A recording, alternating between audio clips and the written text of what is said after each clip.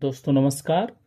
जो मेरी प्राचीन भारत की इतिहास की सीरीज चल रही है, जिसमें मैं ये बता रहा हूँ कि किन चीज़ों को आपको रट के रखना है या याद करके रखना है। जिस भी तरीके से आप रट डालिए, याद कर डालिए, क्योंकि इतिहास ऐसी चीज़ है कि इसको समझने के साथ यदि आप याद नहीं करेंगे तो परीक्षाओं में आप क्वेश्चन गलत करके आएंगे। श्योर एंड सर्टेन वाली स्थिति होती है कि सही नहीं होता है, गलत हो जाता है। तो यदि चीजें रटी या याद की गई हो, सब मिला के याद की गई हो, आप जैसे भी याद कर सके, याद की गई हैं तो वो गलत नहीं होती, और गलत नहीं होती हैं तो आप परीक्षा क्वालिफाई आसानी से करते हैं। वीडियो बहुत लंबा नहीं है, इसलिए इसे आप चाहें तो बार बार देख के भी याद कर सकते हैं। हमारा तो यही कहना रहेगा कि आप वीडियो बार बार देखिए, ताकि चीज़ें आपके दीर्घ मस्तिष्क में जाएं और आप हमेशा इनको याद रखें। तो हम आप जो आज की टॉपिक है उस पे बात करते हैं कि क्या है प्राचीन भारतीय इतिहास के लेखक कौन है। दोस्तों अक्सर पूछता है कि कौन सा लेखक किसके समय आया था, या उसने कौन सी रचना की है। तो इसमें जो पहला लेखक है दोस्तों, टेसियस है। टेसियस जो है ईरान के राजवैद्य थे। टेसियस ईरान के राजवैद्य थे। इनकी जो भारत के प्रति वर्णन है, इनका जो भारत के प्रति वर्णन है, वो कल्पित कहानियां ज्यादा है उनमें। उनमें क्या है, इन्होंने भारत को बहुत चमकता हुआ देश उस समय बताया है, इसलिए इनका इतिहास का वर्णन थोड़ा अविश्वसनीय हो जाता है भारत के प्रति। लेकिन भारत को उस समय जानने के लिए, यानी ईसा पूर्व में जानने के लिए बहुत कुछ इससे सहायता मिलती है। तो टेसियस कहाँ के, अक्सर क्वेश्चन नहीं पूछा टेसियस कहाँ के रहने वाले थे, तो ईरान के क्या थे, राजवैद्य थे। अगला क्वेश्चन है दोस्त, सॉरी, अगला जो हमारे लेखक हैं वो हैं हेरोडोटस हैं। हेरोडोटस, हेरोडोटस को इतिहास का पिता कहा जाता है, और ये जो है 5वीं शताब्दी ईसा पूर्व में हुए थे। इनकी जो रचना थी हिस्टोरिका। तो इससे क्वेश्चन बनते हैं कि इतिहास के पिता किनको कहा जाता है, तो हेरोडोटस को। इनकी रचना कौन सी है, तो हिस्टोरिका है। कौन सी रचना है ये, हिस्टोरिका है। और कभी कभी पूछ लेता है, जब 2-3 क्वेश्चन एक में मिला के पूछता कथन कांड करके, तो किस सदी में हुए थे, तो 5वीं शताब्दी ईसा पूर्व में हुए थे। अगले लेखक जो है प्लिनी है। प्लिनी की जो रचना है नेचुरल हिस्ट्री है। नेचुरल हिस्ट्री प्लिनी की रचना है।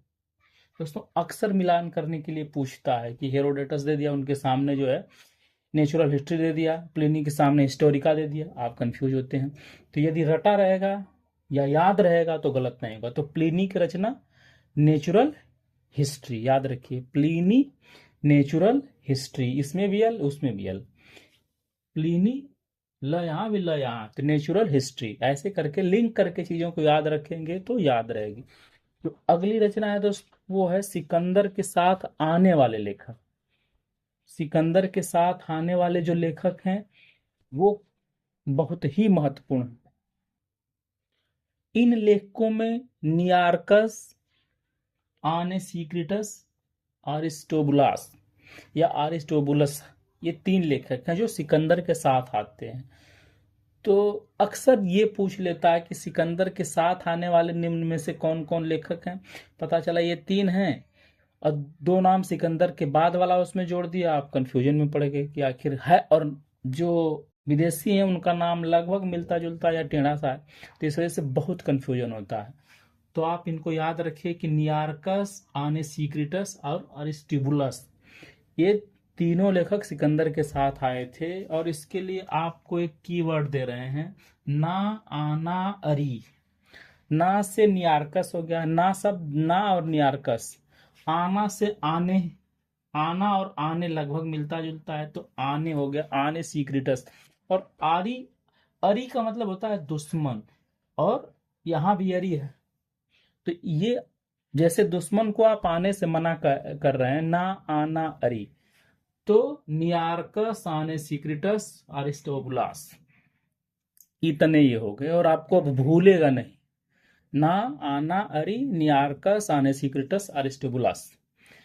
अगले जो लेखक हैं वो क्या है, सिकंदर के बाद आने वाले लेखक। इसमें मेगास्थनीज हैं जो सेल्यूकस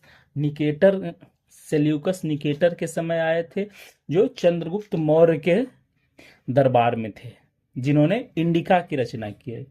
हम अपने पिछले वीडियो में बता चुके हैं कि कौन सी किताब या पुस्तक किस लेखक ने, तो उसमें मेगास्थनीज का हमने जिक्र किया है।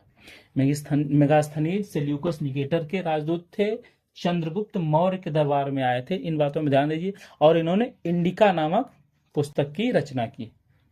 जो और लेखक हैं जो सिकंदर के बाद आए हैं उसमें डाइमेकस जो है सीरियन नरेश, सीरिया के नरेश अंतियोकस के राजदूत थे, और ये बिंदुसार के दरबार में आए थे। किनके दरबार में आए थे? बिंदुसार के दरबार में आए थे।